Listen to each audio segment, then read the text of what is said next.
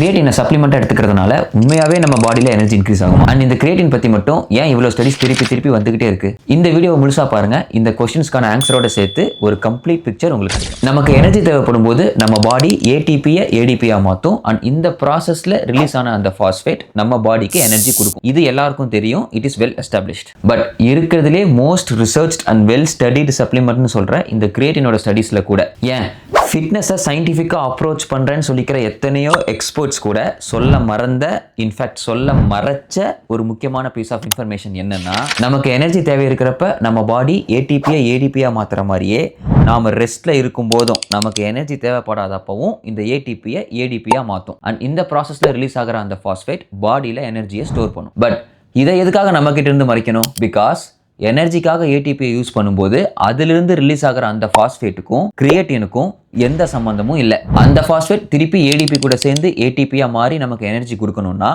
அது ஆக்சிடேட்டிவ் போஸ்போரிலேஷனால மட்டும்தான் முடியும். ஆனா நாம ரெஸ்ட்ல இருக்கும்போது, அதாவது நம்ம பாடிக்கு தேவையான ஏடிபியை விட அதிகமான ஏடிபியை நம்ம செல்ஸ் ரீஜெனரேட் பண்ணும்போது அந்த எக்ஸ்ட்ரா ஏடிபியில இருக்கிற, ஐ ரிப்பீட், அந்த எக்ஸ்ட்ரா ஏடிபியில இருக்கிற அந்த பாஸ்பேட் மட்டும்தான் கிரியேட்டின் கைனேஸ் அப்படிங்கிற என்சைம் மூலமா பாஸ்போகிரியேட்டினா மாறி திருப்பி நமக்கு எனர்ஜி தேவைப்படும் போது பாஸ்பேட் கொடுத்து ஹெல்ப் பண்ணும். இதை சிம்பிளா புரிஞ்சுக்க இப்படி யோசிச்சு பாருங்க.